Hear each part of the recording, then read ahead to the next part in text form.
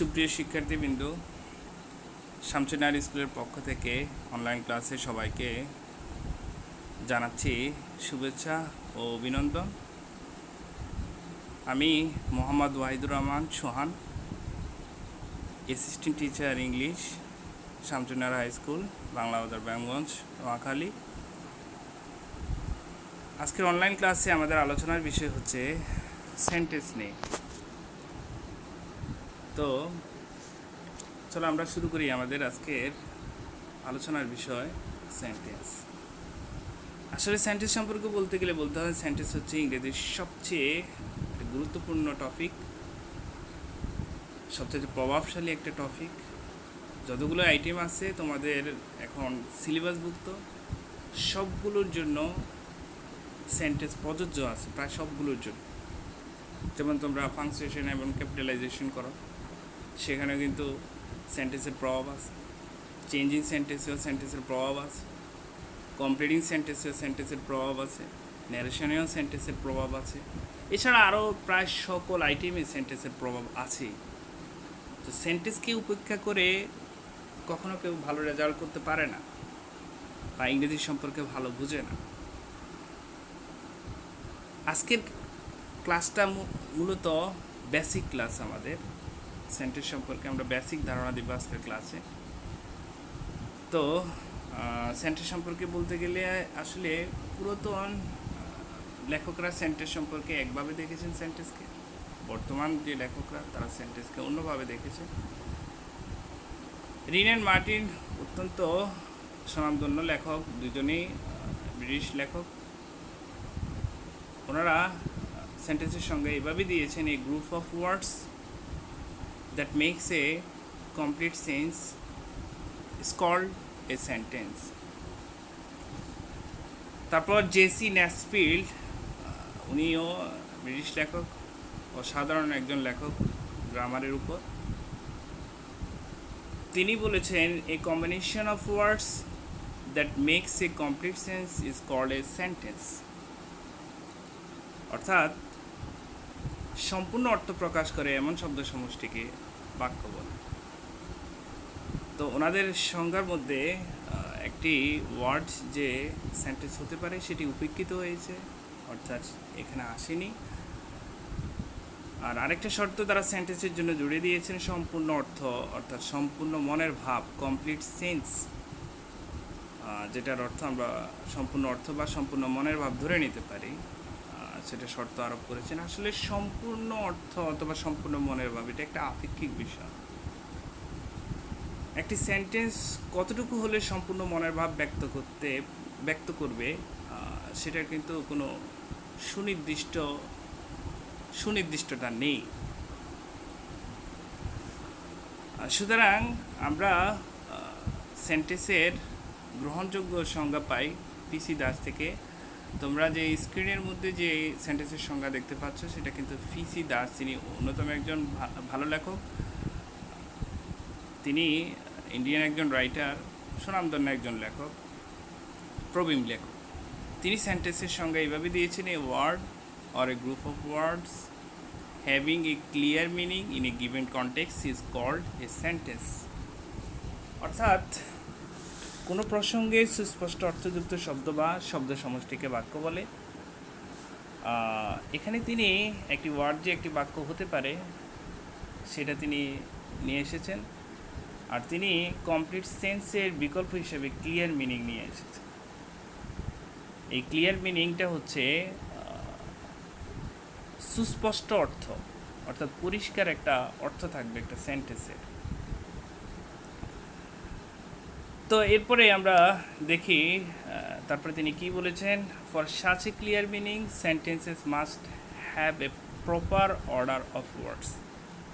সেন্টেন্সের ক্লিয়ার মিনিংয়ের পাশাপাশি বা ওই ক্লিয়ার মিনিংয়ের জন্য, পরিষ্কার বা সুস্পষ্ট অর্থের জন্য সেন্টেন্সের সঠিক অর্ডার থাকতে হবে। অর্থাৎ যেখানে সাবজেক্ট থাকার সেখানে সাবজেক্ট থাকতে হবে, যেখানে ভার্ব থাকার সেখানে ভার্ব থাকতে হবে। একটা অ্যাসার্টিভ সেন্টেন্স প্রথমে সাবজেক্ট থাকে, তারপরে ভার্ব থাকে, তারপরে অন্যান্য এলিমেন্টগুলো থাকে। যেমন এখানে আমরা দেখতে পাচ্ছি গোজ টু স্কুল, এটা correct sentence. Goes he to school, এটা সেন্টেন্স হবে না, ইনকারেক্ট। এটা কেন সেন্টেন্স হবে না? কারণ এখানে কিন্তু সঠিক বিন্যাস নেই সেন্টেন্সের। যেখানে সাবজেক্ট থাকার কথা সেখানে সাবজেক্ট নেই, যেখানে ভার্ব থাকার কথা সেখানে ভার্ব নেই। অর্থাৎ সেন্টেন্স হতে গেলে তার অন্যতম যোগ্যতা হচ্ছে প্রপার অর্ডার থাকতে হবে। তো বিষয়টা তোমরা অত্যন্ত ক্লিয়ারভাবে বুঝেছো আমি মনে করি। তারপরে আমরা চলে যাই সেন্টেন্সের প্রকারভেদ নিয়ে। তোমরা তো সবাই জানো সেন্টেন্স হচ্ছে 5 প্রকার, অর্থ অনুযায়ী সেন্টেন্স 5 প্রকার, মানে তুমি কী বোঝাতে চাও সে অনুযায়ী সেন্টেন্স 5 প্রকার। কিন্তু আজকে আমাদের আলোচনার বিষয় সেন্টেন্স 5 প্রকার নিয়ে নয়। আমাদের আজকের আলোচনার বিষয় হচ্ছে there are 3 kinds of sentence according to structure: simple, complex, compound. অর্থাৎ স্ট্রাকচার অনুযায়ী সেন্টেন্স যে 3 প্রকার সেটি আমাদের মূলত আজকে আলোচনার বিষয়। সেটা হচ্ছে সিম্পল সেন্টেন্স, কমপ্লেক্স সেন্টেন্স এবং কম্পাউন্ড সেন্টেন্স। তো স্ট্রাকচার বলতে আসলে কী বোঝায়, মানে অর্থাৎ একটি সেন্টেন্সের মধ্যে কয়টা সাবজেক্ট থাকবে, কয়টা ফাইনাইট ভার্ব থাকবে, ক্লজ কেমন ক্লজ থাকবে, কয়টা ক্লজ থাকবে, কী ধরনের ক্লজ থাকবে, সাবঅর্ডিনেট কনজাংশন থাকবে কি থাকবে না, কোঅর্ডিনেটিং কনজাংশন থাকবে কি থাকবে না, অথবা কোনো কনজাংশন থাকবে কি থাকবে না, সে অনুযায়ী সেন্টেন্স হচ্ছে 3 প্রকার: সিম্পল সেন্টেন্স, কমপ্লেক্স সেন্টেন্স এবং কম্পাউন্ড সেন্টেন্স। তো প্রিয় শিক্ষার্থীরা, আমরা শুরু করি আজকে প্রথমেই সিম্পল সেন্টেন্স দিয়ে। সিম্পল সেন্টেন্স কি? A simple sentence is one that contains only one subject and one finite verb. অর্থাৎ একটা সিম্পল সেন্টেন্সের মধ্যে থাকবে একটি মাত্র সাবজেক্ট এবং একটি মাত্র ফাইনাইট ভার্ব থাকবে। এখন আমাদের সব চিন্তা প্রশ্ন জাগে, সাবজেক্টটা কি? সাবজেক্ট হচ্ছে একটা সেন্টেন্সে যাকে উদ্দেশ্য করে কিছু বলা হয়, অর্থাৎ সেন্টেন্সের অন্যান্য শব্দ থাকবে কিন্তু সাবজেক্টকে ঘিরেই। আর সাবজেক্ট সাধারণত নাউন ফ্রেজ হয়ে থাকে। এবং ফাইনাইট ভার্ব, অনেকে প্রশ্ন করতে পারে যে ফাইনাইট ভার্বটা কি? ফাইনাইট ভার্ব হচ্ছে এমন ধরনের ভার্ব যেটা পার্টিকুলার কোনো একটা টেন্সের মধ্যে থাকবে। অর্থাৎ finite verb show a particular tense. অর্থাৎ ফাইনাইট ভার্ব সাবজেক্টের পরিবর্তনের সাথে সাথে তার পরিবর্তন হবে। ফাইনাইট ভার্ব কোনো একটা টেন্সের মধ্যে থাকবে, এটা একটা পরিবর্তনশীল। অন্যদিকে নন ফাইনাইট ভার্ব সেটা পরিবর্তনশীল ভার্ব নয়, সেটা সাবজেক্টের পরিবর্তনের সাথে সাথে তার কোনো পরিবর্তন হয় না, ইট রিমেন আনচেঞ্জ। এটা কখনো পরিবর্তন হয় না। আর কোনো ভার্বের পূর্বে টু অথবা ভার্বের শেষে সাধারণত আইএনজি যুক্ত থাকলে আমরা সেটাকে নন ফাইনাইট ভার্ব বলে থাকি। তো এরপরে আমরা এক্সাম্পল দেখব, এক্সাম্পল অফ সিম্পল সেন্টেন্স। তোমরা জানো example is better than definition. তো তোমরা সংজ্ঞা থেকেও সবচেয়ে গুরুত্বপূর্ণ বিষয় হচ্ছে এক্সাম্পল নিয়ে একটু বিশ্লেষণ করে দেখবে যে তোমার ওই যে সংজ্ঞার সাথে এক্সাম্পলের মিল আছে কিনা। Example of simple sentence: I want to go to school. এখানে লক্ষ্য করো, এখানে সেন্টেন্সের মধ্যে প্রথমে আই আছে। এই আইটা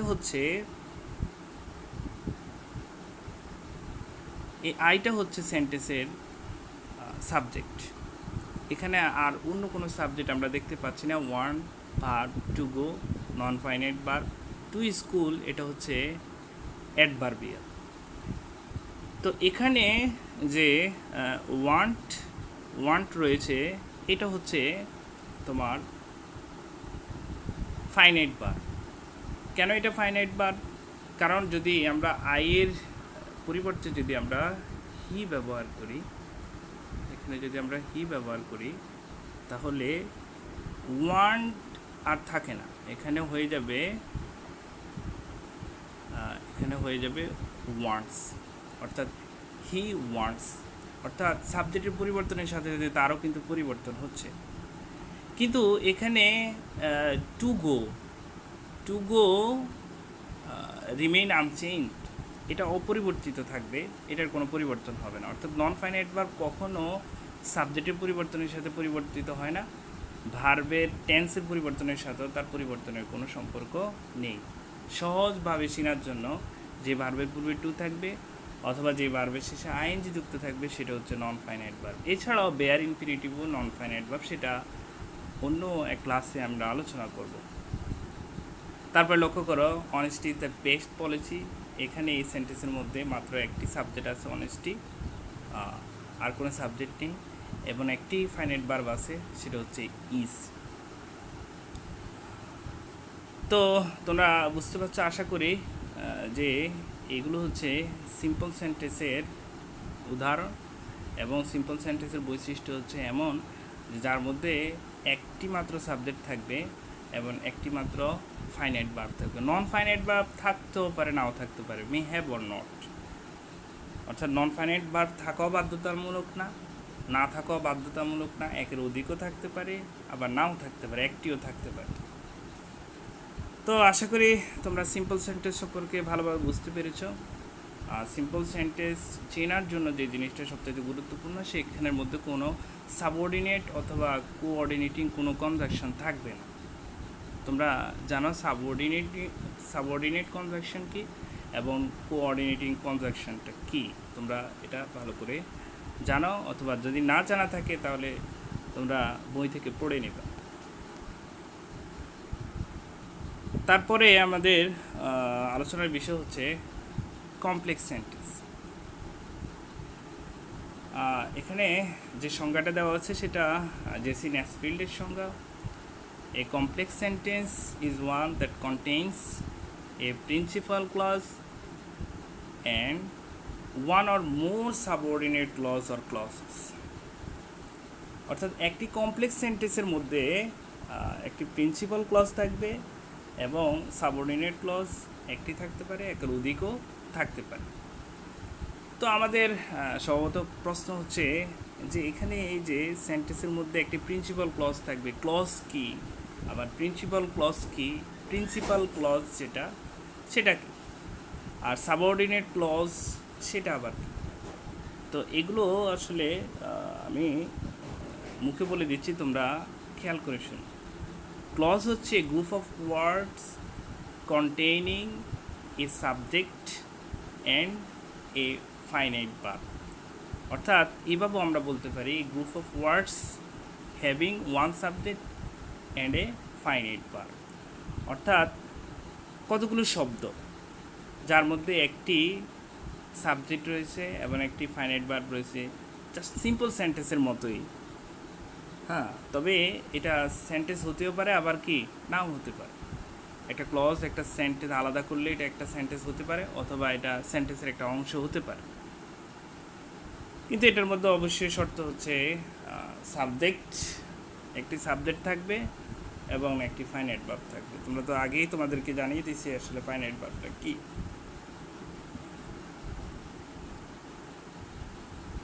তো এখন আমাদের আরেকটা কোয়েশ্চেন এখানে দাঁড়ায়, সেটা হচ্ছে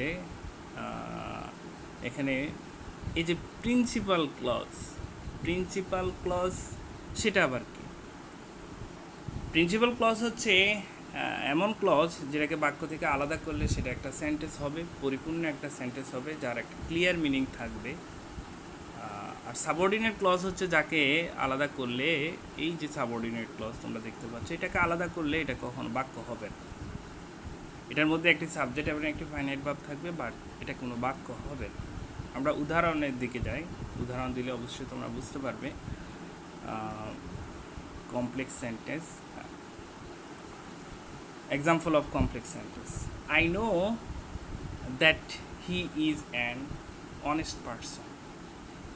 তো I know এখানে এটাকে যদি আমরা আলাদা করি, বাক্যের এই অংশকে, বাক্যের যখন এই অংশকে আমরা আলাদা করি এতটুকু পর্যন্ত I know, তখন সেটা কিন্তু পরিষ্কার অর্থ প্রকাশ করবে। প্রথমে সাবজেক্ট, এরপরে ভার্ব, অর্থাৎ সাবজেক্ট এবং প্রেডিকেট বাক্যের মধ্যে আছে এবং তার একটা ক্লিয়ার মিনিং রয়েছে, সুতরাং এটা একটা sentence. But that he is an honest person, এটা কিন্তু পরিপূর্ণ একটা বাক্য হবে না। এখানে দ্যাট এটা হচ্ছে সাবঅর্ডিনেট কনজাংশন, যেই ক্লজটি সাবঅর্ডিনেট কনজাংশন দ্বারা শুরু, সেটাকে সাবঅর্ডিনেট ক্লজ বলা হয়। এবং সাবঅর্ডিনেট ক্লজের বৈশিষ্ট্য হচ্ছে এটাকে বাক্য থেকে আলাদা করলে সেটা তার অর্থ প্রকাশ করবে না, অর্থাৎ এটা একটা পরিষ্কার একটা বাক্য হবে না। তোমরা পরবর্তী উদাহরণের দিকে খেয়াল করো, যে এখানে আই নো, এটা হচ্ছে প্রিন্সিপাল ক্লজ, আর হোয়ার হি লিভস এটা হচ্ছে সাবঅর্ডিনেট ক্লজ। যদি আমরা হোয়ার হি লিভস এটাকে যদি আলাদা করি, এই অংশটাকে যদি আলাদা করি, তাহলে হোয়ারটা কি হবে? হোয়ারটা যদি আমরা ডাব্লিউএস কোয়েশ্চেন ধরি তাহলে কিন্তু ইন্টারোগেটিভ স্ট্রাকচারে সেটা নেই। আমরা জানি ডাব্লিউএস কোয়েশ্চেনের পরে সাধারণত ভার্ব থাকে, ইন্টারোগেটিভ সেন্টেন্সের মধ্যে অক্সিলিয়ারি ভার্ব থাকে, অনেক সময় প্রিন্সিপাল ভার্ব থাকতে পারে, যেমন হু ব্রোক দ্য গ্লাস, এখানে ডাব্লিউএস কোয়েশ্চেনের পরে প্রিন্সিপাল ভার্ব রয়েছে। তো এখানে হোয়ার হি লিভস এটা কিন্তু যদি আমরা বাক্য থেকে আলাদা করি তাহলে এটা কিন্তু ইন্টারোগেটিভ স্ট্রাকচারে কিন্তু নেই। এই জন্য সাবঅর্ডিনেট ক্লজের ব্যাপারে একটা কথা বলা হয় যে কখনোই ইন্টারোগেটিভ হবে না সাবঅর্ডিনেট ক্লজ। কেন হবে না? যদি এটা ইন্টারোগেটিভ হয় তাহলে এটাকে বাক্য থেকে আলাদা করলে সেটা কিন্তু তার অর্থ প্রকাশ করবে, সেটা একটা সেন্টেন্সের বৈশিষ্ট্য লাভ করবে। অথচ সাবঅর্ডিনেট ক্লজ কখনো বাক্য থেকে আলাদা করলে সেটা কখনো সেন্টেন্স হবে না। তাহলে এখানে হচ্ছে মেইন টুইস্ট, যে একটা সাবঅর্ডিনেট ক্লজ কখনো ইন্টারোগেটিভ হয় না। সেটার কারণ হচ্ছে সাবঅর্ডিনেট ক্লজ কখনো বাক্য থেকে আলাদা করলে সেটা কখনো পরিপূর্ণ অর্থ প্রকাশ করে না, অথবা তার ক্লিয়ার মিনিং নেই, অথবা প্রপার অর্ডার নেই তার। তারপর আমরা কম্পাউন্ড সেন্টেন্সের দিকে চলে যাই। আশা করি তোমরা বুঝতে পারছো কমপ্লেক্স সেন্টেন্স। আবারও বলি যে প্রিন্সিপাল ক্লজ হচ্ছে সেই ক্লজ যাকে বাক্য থেকে আলাদা করলে সেই ক্লজটি তার অর্থ প্রকাশ করে এবং সেটা একটা সেন্টেন্স হয়। আর সাবঅর্ডিনেট ক্লজ সেটা সাবঅর্ডিনেট কনজাংশন দ্বারা যুক্ত থাকে। এই যে সাবঅর্ডিনেট কনজাংশন সেটা কি? যেমন that subordinate conjunction, what subordinate conjunction হতে পারে, হোয়ার সাবঅর্ডিনেট কনজাংশন হতে পারে, তারপরে ইফ সাবঅর্ডিনেট কনজাংশন হতে পারে, এক্সেপ্ট, এগুলো সাবঅর্ডিনেট কনজাংশন হতে। এখানে তোমাদের করণীয় বিষয় হচ্ছে তোমরা আজকে বই থেকে সাবঅর্ডিনেট কনজাংশন যেগুলো তোমাদের বইয়ের মধ্যে অবশ্যই আছে এটা, তো এগুলো আলাদাভাবে লিখবা এবং এগুলো মুখস্থ করবে তোমরা সাবঅর্ডিনেট কনজাংশন। তো যেই সেন্টেন্সের মধ্যে দেখবা সাবঅর্ডিনেট কনজাংশন যুক্ত ক্লজ সেটা হচ্ছে সাবঅর্ডিনেট ক্লজ, আর সেই সেন্টেন্সটি একটা কমপ্লেক্স সেন্টেন্স হবে।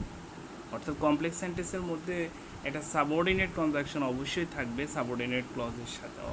এখানে তোমাদের সবচেয়ে গুরুত্বপূর্ণ বিষয় হচ্ছে সাবঅর্ডিনেট কনজাংশন থাকা না থাকা। সাবঅর্ডিনেট কনজাংশন থাকলে তোমরা শনাক্ত করতে পারবে, আর যদি চিনো তাহলে সেক্ষেত্রে তোমরা শনাক্ত করতে পারবে যে এটা সাবঅর্ডিনেট ক্লজ। সাবঅর্ডিনেট কনজাংশন যদি তোমরা না চিনো তাহলে তো তোমরা সাবঅর্ডিনেট ক্লজকে শনাক্ত করতে পারবে না এবং কমপ্লেক্স সেন্টেন্সে শনাক্ত করতে পারবে না। এবং যখন সিম্পল থেকে তোমরা কমপ্লেক্স করবা তখন তোমরা কি বসাবে? সেখানে তো সাবঅর্ডিনেট কনজাংশন বসানো বাধ্যতামূলক। সাবঅর্ডিনেট কনজাংশন ছাড়া তো কখনো সিম্পল সেন্টেন্স থেকে কমপ্লেক্স সেন্টেন্সে পরিণত করতে পারবে না। যত সিম্পল থেকে আমরা কমপ্লেক্সে পরিণত করি সেখানে সাবঅর্ডিনেট কনজাংশন তো অবশ্যই থাকে, অবশ্যই আমাদেরকে বসাতে হবে সেখানে। তাহলে সাবঅর্ডিনেট ক্লজ অবশ্যই বাড়িতে দেখবে এবং সেটা মুখস্থ করে নেবে। তারপরে আমাদের পরবর্তীতে হচ্ছে কম্পাউন্ড সেন্টেন্স। লক্ষ্য করো, কম্পাউন্ড সেন্টেন্সের সঙ্গে হচ্ছে a compound sentence is one that contains two or more independent clause।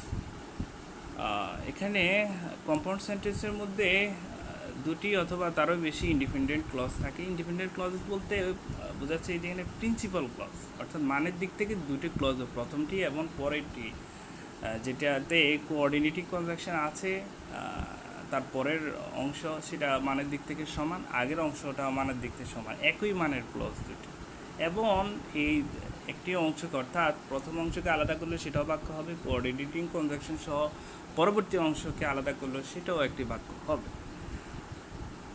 তো এখানে কোঅর্ডিনেটিং কনজাংশন বলতে এখানে অ্যান্ড বাট অর এছাড়া আরও মানে কয়েকটা আছে, তোমরা সেগুলো শিখে নেবে। আমি এখানে তোমাদের সুবিধার জন্য অ্যান্ড বাট অর এখানে লিখে দিলাম। তো আমরা দেখি, আবারও বলি সংজ্ঞাটা হচ্ছে compound sentence is one that contains two or more independent clause. অর্থাৎ কম্পাউন্ড সেন্টেন্সের মধ্যে দুটি অথবা তারও বেশি ইন্ডিপেন্ডেন্ট ক্লজেস থাকবে। আর এটা জয়েনিং বাই কোঅর্ডিনেটিং কনজাংশন, সবচেয়ে গুরুত্বপূর্ণ বিষয় হচ্ছে জয়েনিং বাই কোঅর্ডিনেটিং কনজাংশন। অর্থাৎ কম্পাউন্ড সেন্টেন্স হতে গেলে অবশ্যই সেটা হচ্ছে কোঅর্ডিনেটিং কনজাংশন থাকতে হবে। যেমন কোঅর্ডিনেটিং কনজাংশনের মধ্যে অ্যান্ড বাট অর। এই জন্য আমরা সিম্পল থেকে কমপ্লেক্স করার সময় অথবা সিম্পল থেকে কম্পাউন্ড করার সময়, কমপ্লেক্স থেকে কম্পাউন্ড করার সময় আমরা সবসময় অ্যান্ড বাট অর বসিয়ে থাকি কম্পাউন্ড করার জন্য। এবং কম্পাউন্ড সেন্টেন্সের বৈশিষ্ট্য হচ্ছে অ্যান্ড বাট অর এগুলো থাকবেই, এই ধরনের কোঅর্ডিনেটিং কনজাংশনগুলো অবশ্যই থাকবে। তাহলে সহজেই তোমরা একটা কম্পাউন্ড সেন্টেন্সকে শনাক্ত করতে পারো যদি তোমরা দেখো অ্যান্ড বাট অর আছে এবং এর আগে একটা ক্লজ আছে স্বাধীন ক্লজ, পরে একটা স্বাধীন ক্লজ রয়েছে, সুতরাং এটা হচ্ছে compound sentence. Example of compound sentence, এখানে প্রথম এক্সাম্পলটার দিকে লক্ষ্য করো। Mishu is a good boy and he loves his mother. তো এখানে এই যে প্রথম অংশে Mishu is a good boy, এটা আলাদা করলে এটা একটা বাক্য হবে। আর এখানে he loves his mother and he loves his mother, এটাকে আলাদা করলে এটা একটা বাক্য হবে। কিন্তু দুইটা বাক্য কিন্তু অ্যান্ড দ্বারা যুক্ত, সুতরাং এই অ্যান্ডটা হচ্ছে কোঅর্ডিনেটিং কনজাংশন। অর্থাৎ দুইটা মানের দিক থেকে দুইটা স্বাধীন ক্লজ কিন্তু বা প্রিন্সিপাল ক্লজ কিন্তু কোঅর্ডিনেটিং কনজাংশন দ্বারা যুক্ত আছে, সুতরাং এটা হচ্ছে compound sentence. He is poor but honest. Compound সেন্টেন্সের একটা বৈশিষ্ট্য হচ্ছে যখন দুই দিকে একই সাবজেক্ট হবে তখন প্রথমটা বসে পরেরটা আর বসবে না। আর দুই দিকে যদি একই ভার্ব হয় অর্থাৎ অক্সিলিয়ারি ভার্ব, এখানে ইজ আছে, ওখানেও কিন্তু আসলে বাক্যটা ছিল এরকম he is poor but he is honest. কিন্তু এখানে এখানে হি ইজ পরবর্তী বাটের পরে দেওয়ার আর কোনো প্রয়োজন নেই, এটা কম্পাউন্ড সেন্টেন্সের একটা বৈশিষ্ট্য। কিন্তু কমপ্লেক্স সেন্টেন্সে কিন্তু একই সাবজেক্ট দুইবার বসে, মানে একই সাবজেক্ট। যেমন দো হি ইজ পুয়ার, যদি এই সেন্টেন্সটা অর্থাৎ he is poor but honest, সেটাকে যদি আমরা কমপ্লেক্স করি তাহলে হবে দো he is poor he is honest. অর্থাৎ দুই জায়গার মধ্যে সাবজেক্ট এবং ভার্ব ব্যবহার করতে হবে। কিন্তু কম্পাউন্ড সেন্টেন্সের একটা স্বতন্ত্র এক্সক্লুসিভ একটা বৈশিষ্ট্য হচ্ছে একই সাবজেক্ট দুইবার বসে না।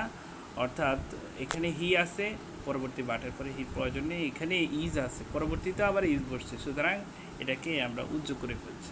অর্থাৎ he is poor but honest, এটাই হচ্ছে শুদ্ধ। তো আজকে আমাদের আলোচনার বিষয় ছিল সিম্পল, কমপ্লেক্স এবং কি কম্পাউন্ড। তোমরা সহজেই সিম্পল এবং কমপ্লেক্স কম্পাউন্ড আইডেন্টিফিকেশন করতে পারবে, শনাক্ত করতে পারবে। তোমরা দেখা যাচ্ছে যে এই বেসিক জানার মধ্যে দিয়ে তোমরা পরবর্তীতে অনেক মানে গুরুত্বপূর্ণ সমস্যা সমাধান করতে পারবে। বিশেষ করে সিম্পল থেকে কমপ্লেক্স থেকে কম্পাউন্ড, এগুলোতে পরিবর্তন করতে পারবে। এছাড়া সেন্টেন্সের স্ট্রাকচার সম্পর্কে ভালোভাবে জানতে পারবে। এছাড়া মানে তোমরা আরও অনেক কিছু জানতে পারবে। তো আমাদের আজকের এখানেই হচ্ছে আলোচনা শেষ। তো সবাইকে ধন্যবাদ জানিয়ে আমি এখানেই শেষ করছি। ভালো থাকো, সুস্থ থাকো, আল্লাহ হাফেজ।